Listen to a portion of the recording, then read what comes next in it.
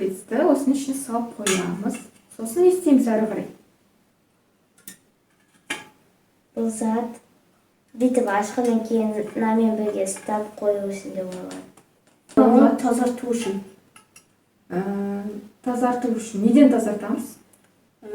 Жаңағы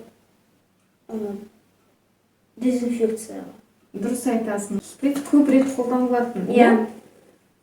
Оны көп рет қолдану үшін не істейді? Әр адамға салатын кезде не істеу керек бұны? Жуып отыру. Жуып отыру керек. Ал бұл бізде не істеуге арналған екен? Шприцті тазартуға. Яғни шприцті жаңағы өңдеп тазарту үшін, дезинфекциялау үшін қолданылады екен, иә?